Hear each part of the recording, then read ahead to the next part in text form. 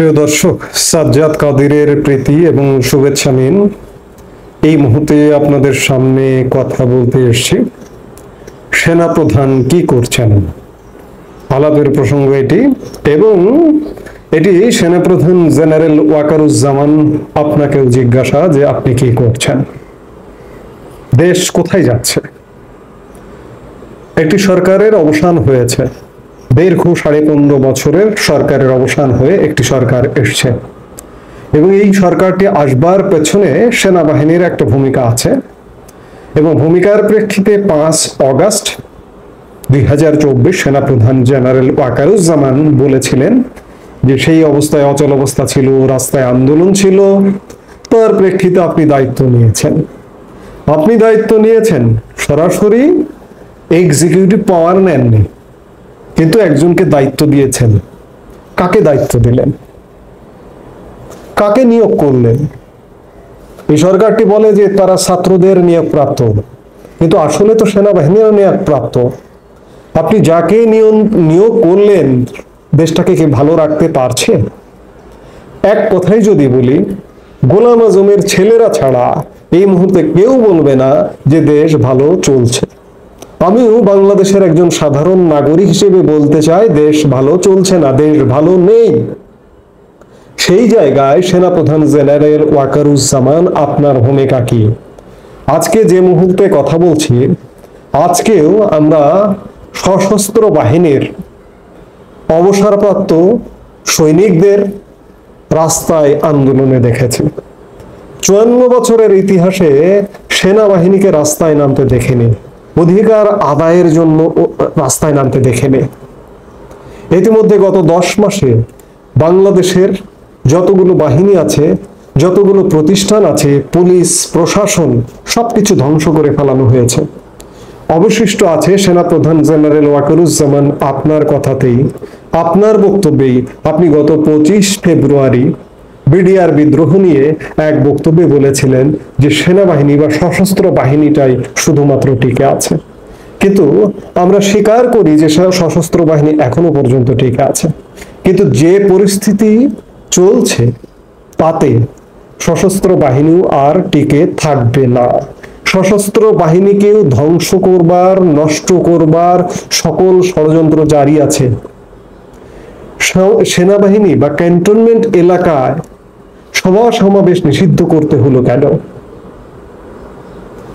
সেনাবাহিনী নিয়ে ষড়যন্ত্র চলছে, আপনাকে নিয়ে ষড়যন্ত্র চলছে। এই ষড়যন্ত্র তো আপনাকেই রুখে দিতে হবে। আজকে দেশ নিয়ে ষড়যন্ত্র চলছে, আজকে আমার বন্দর নিয়ে ষড়যন্ত্র চলছে, আমার এখানে বিদেশি ঘাঁটি নিয়ে ষড়যন্ত্র চলছে, আমার পাশের দেশের সাথে প্রক্সি যুদ্ধ নিয়ে ষড়যন্ত্র চলছে। আবার এক শ্রেণীর প্রগতিবাদী লোক ওই ষড়যন্ত্রের আগুনে তুষ ছেটাচ্ছেন, এমনকি আওয়ামী লীগের লোকজনও তুষ ছিটাচ্ছেন যে সেনাপ্রধান জেনারেল ওয়াকারুজ্জামানকে চায় না।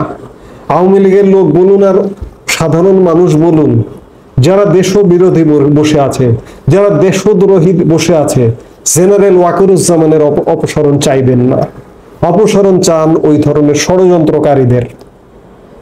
বিদেশি নাগরিক বাংলাদেশের নীতি নির্ধারণী জায়গায় পর্যন্ত বসে আছে, এমনকি নিরাপত্তা সংক্রান্ত বিষয়ে দায়িত্ব প্রাপ্ত হয়ে আছে।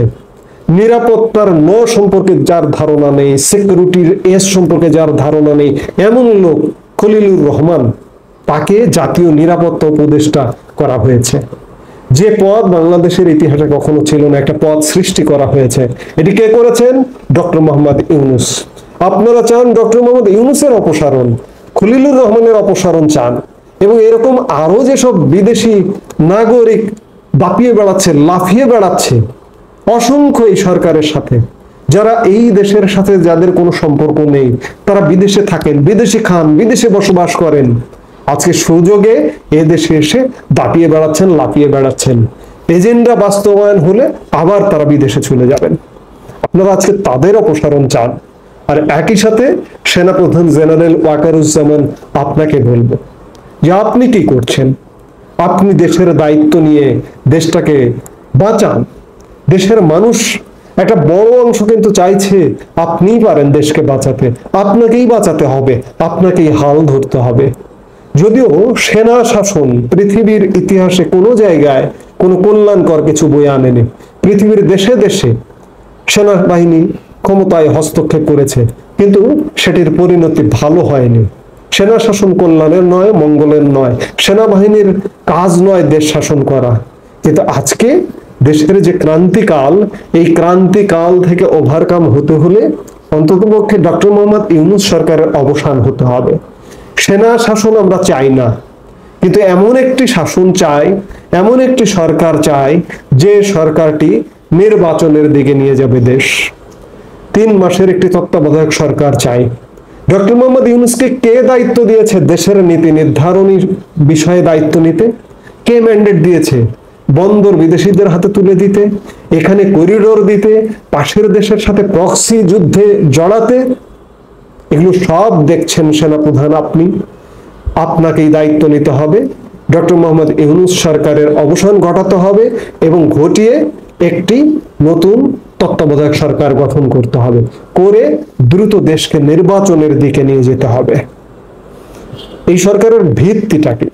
এই সরকারের ম্যান্ডেটটা কি? এই সরকার কি সাংবিধানিক সরকার? এই সরকার তো একটা জটিল সরকার, হঠাৎ করে উড়ে এসে জুড়ে বসা একটি সরকার, একটা অবৈধ সরকার।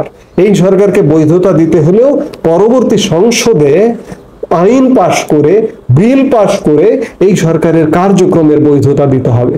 অর্থাৎ গাছে কাঁঠাল গোফে তেল অবস্থাটা কিন্তু এমন।